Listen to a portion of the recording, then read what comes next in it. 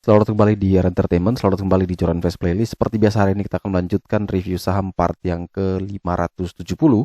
Namun sebelumnya bagi teman-teman yang mungkin belum subscribe channel YouTube ini, sekali lagi jangan lupa tekan tombol subscribe, nyalakan lonceng notifikasinya agar teman-teman tidak pernah ketinggalan informasi-informasi terbaru dari channel ini.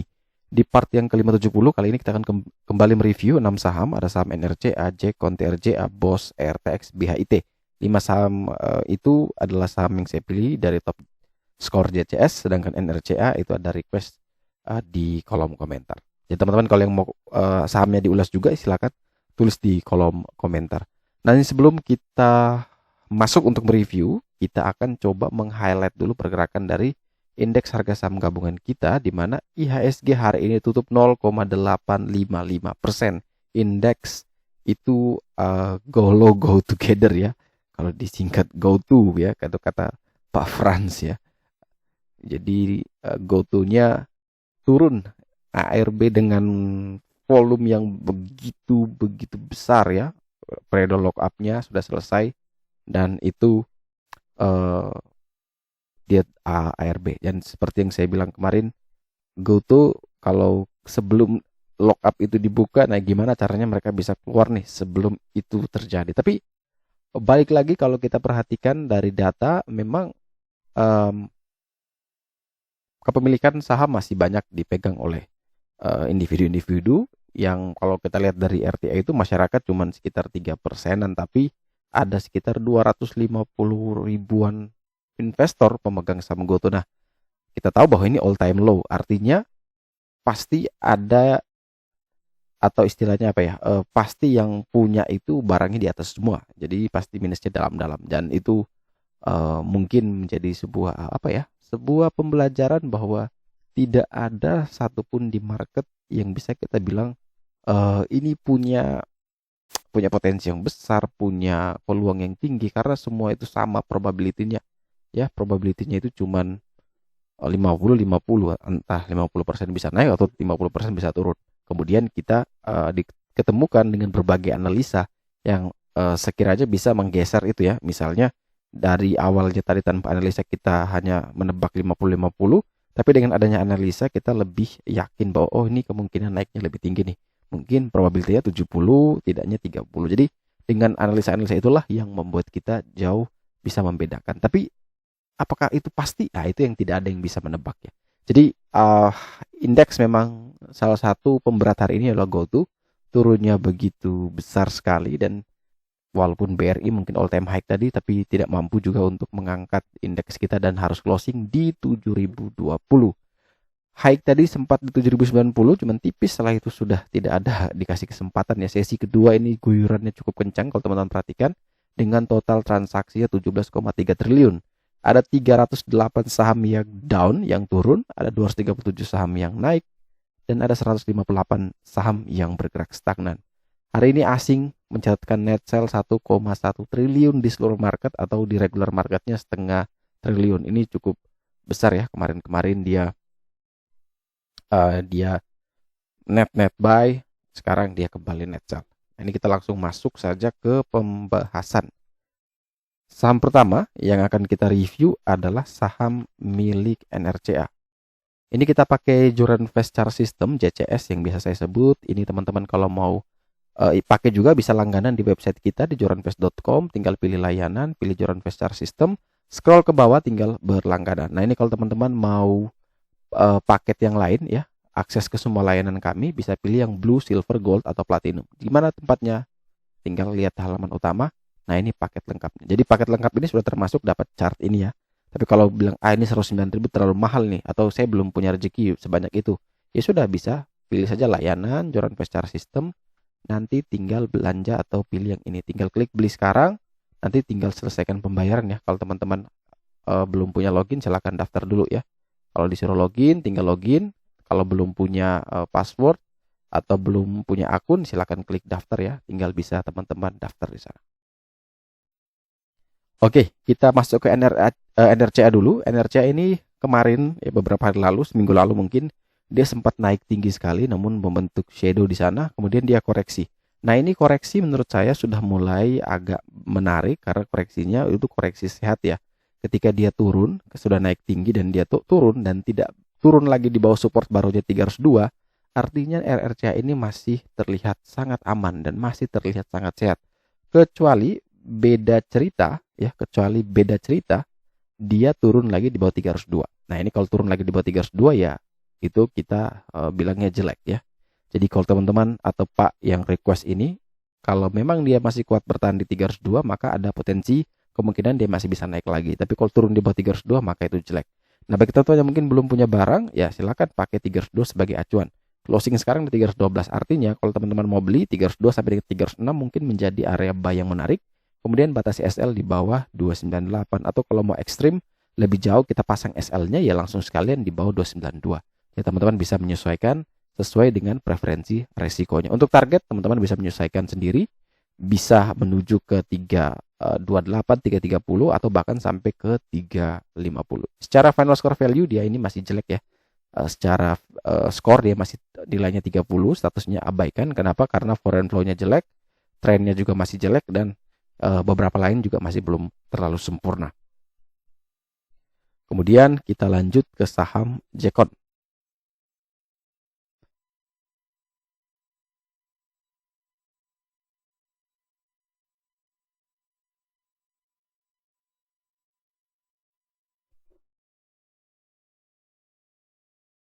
Nah, kalau yang Jaya Konstruksi Manggala Pratama ini karena kita ambil dari final score value, dia kelihatan menarik sekali.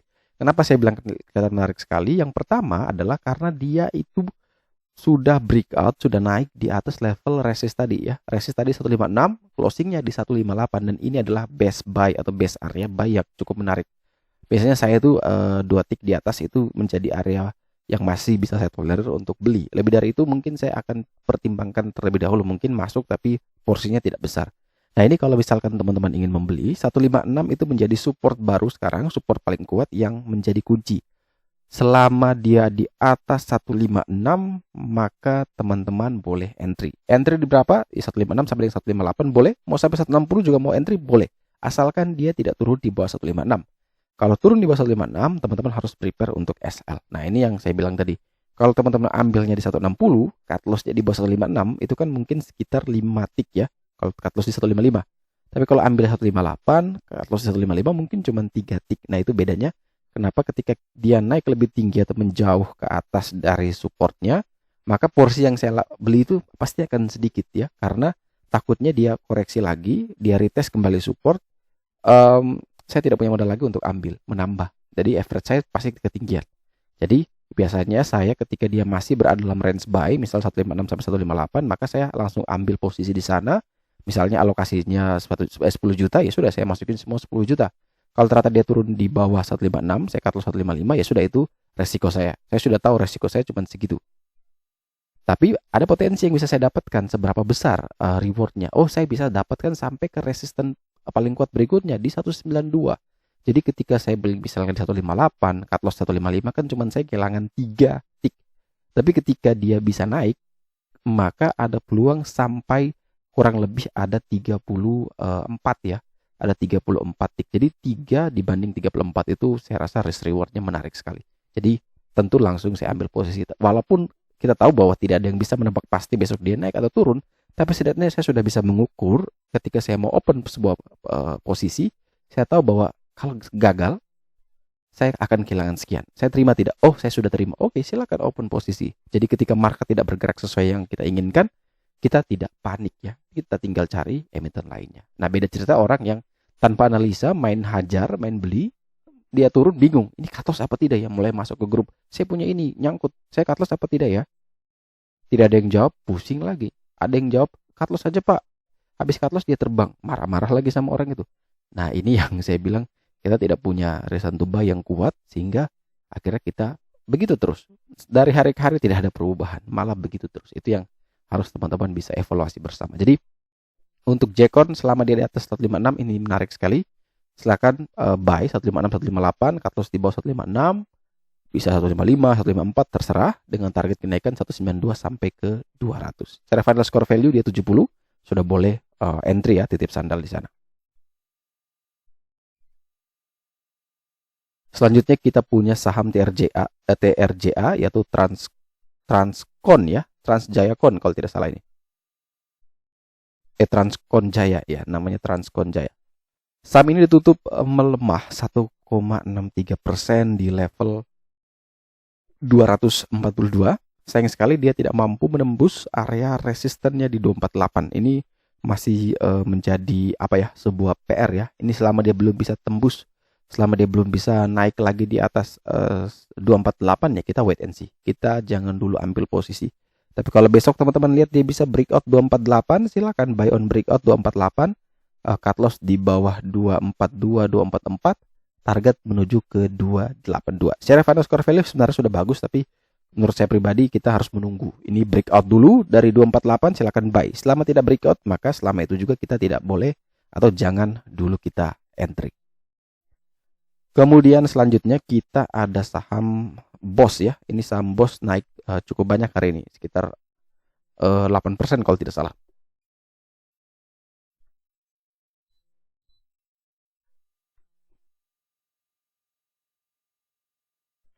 Saham Borneo Olah Sarana Sukses ya, ini ditutup menguat 8,96%. Saya tidak tahu ini apakah ARA atau tidak ini.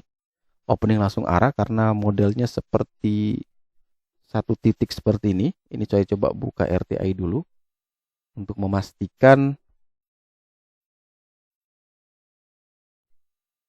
BOS ini ARA apa tidak. Nah, benar ya, ini BOS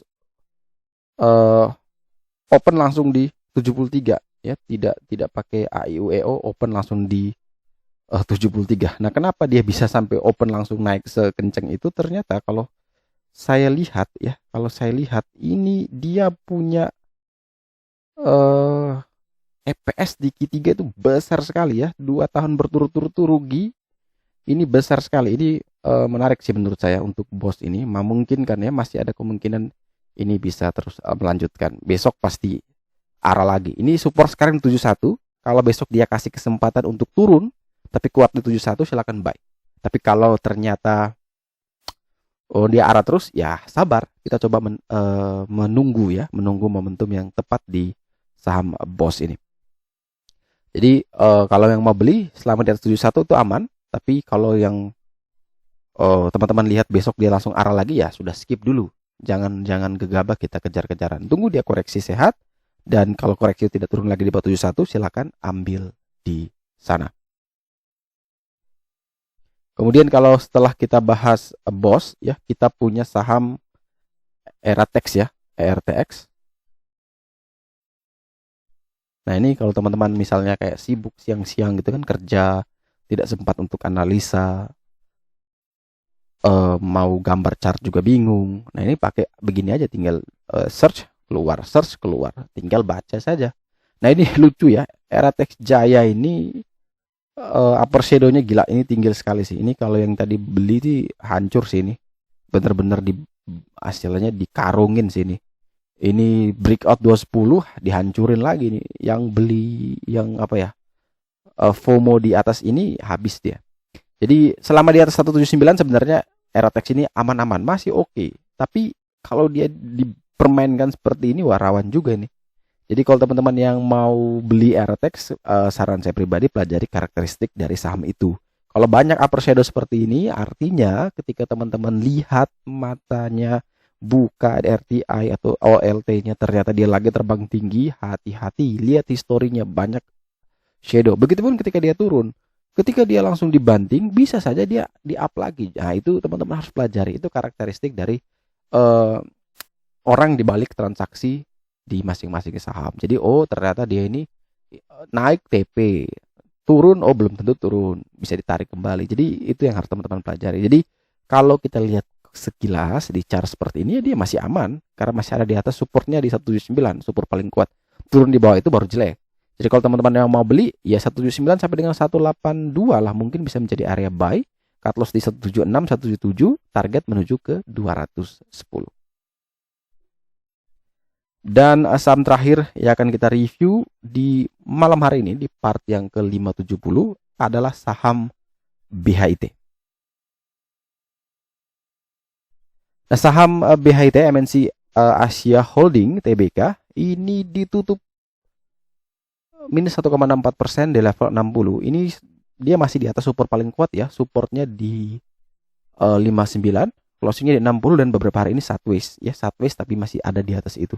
Selama dia masih ada di atas 59, selama itu juga MNC masih aman. Hati-hati dia turun di bawah 59, teman-teman harus prepare untuk SL 57, 56 mungkin bisa teman-teman atur sebagai batasan SL.